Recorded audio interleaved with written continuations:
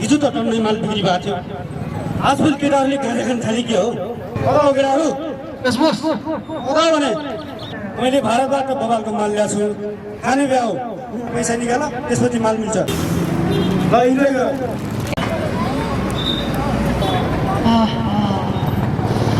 sorry बहिनी पैसा पाइसक्यो please मेरो फोन मात्र तुला रुपैयाँ पठायो आज कहाँ गयो रुपैयाँ हेलो पैसा आएन भन्ने उनले फोनहरू दियो कि त्यसलाई फोनहरू लगाइ बहुत माथि लान्छ दिनदिनै पैसा भन्न आज मलाई फोनहरू आएको थियो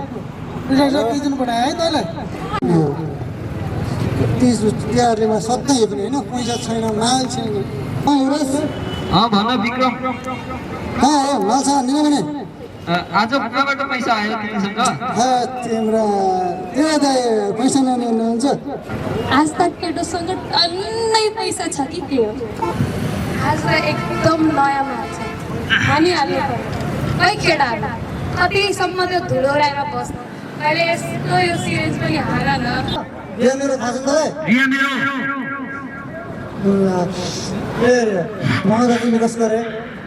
तिमी रिया मेरो भन्छौ कि रिया मेरो भन्छौ अहिले आफैलाई थाहा छैन म कसको चिल गरे केटाहरू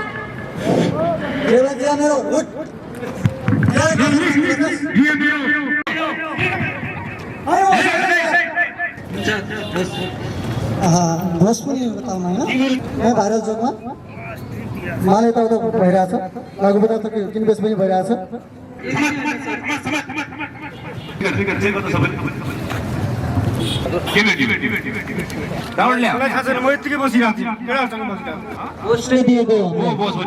हाम्रो बोस उहाँ नै हो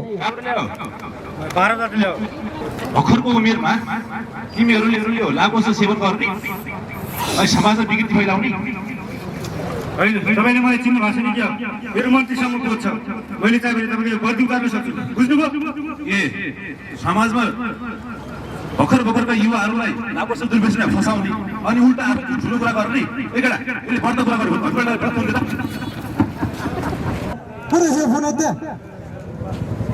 हेलो हजुर नमस्कार नमस्कार हजुर विक्रम हजुरको छोरा हो हजुर आफ्नै छोरा हजुर हामी जिल्ला प्रहरी कार्यालय महिलाबाट प्रहरी बोल्दैछौँ पुलिस हजुर हजुर तेरा माइतबाट तेरा बाको फोन आयो फोन अझै दिनु चुप तपाईँको छोरा विक्रम छ तर उहाँको साथीहरू चाहिँ यो भाइरल चोकमा चाहिँ लागोस सेवन गरिरहेको अवस्थामा चाहिँ हामीले केन्द्रमा ल्याएर चौकी जान्न आज अब त्यो साडी लाली लाउनुबाट लागिरहेको पुलिस चौकी जानु कहाँबाट ल्यायो हाम्रो त बोससँगै अनि मिस्टर बोस तिम्रो कहानी सुनाऊ कहाँबाट ल्यायो कसरी सुरु भयो तिम्रो कहानी लागोस दुर्व्यसनमा अब यसो सर तपाईँले चाहिँ अहिले चाहिँ रुना धुना गरेर हुँदैन तपाईँले सम्झाउनु पर्ने बेलामा चाहिँ आफ्नो बालबच्चा केयर गर्नु पर्यो नि अहिले यहाँ अफिस प्रहरी कार्यालयमा आइसकेपछि तपाईँले नाटक गर्नुहुन्छ सम्झाउनु पर्ने बेलामा तपाईँको त मेरो बच्चा के गरिरहेको छ कसको सङ्गत गरिरहेको छ होइन स्कुल गएको छ कि छैन समयमै घर आएको छ कि छैन भन्ने कुरा चाहिँ मेरो बालबच्चाको त प्रत्येक एक्टिभिटी तपाईँले केयर गर्नु पर्यो नि अहिले समस्या परेपछि रोज गर्ने होइन भने बालबच्चा केयर नगरेर हुन्छ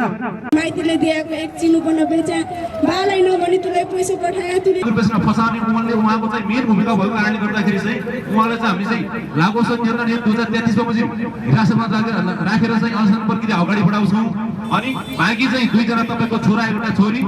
उहाँ चाहिँ अन्डर 18 नाबालक भएको कारणले गर्दाखेरि चाहिँ हामीले थप उहाँको चाहिँ अवस्था नबिग्रिदिन थप चाहिँ त्यो लागोस दुर्व्यसनमा फसाउन पहिलोचोटिको लागि चाहिँ उहाँलाई चाहिँ सुधार गृहमा राखेर चाहिँ उहाँको चाहिँ उपचार सुधार दियो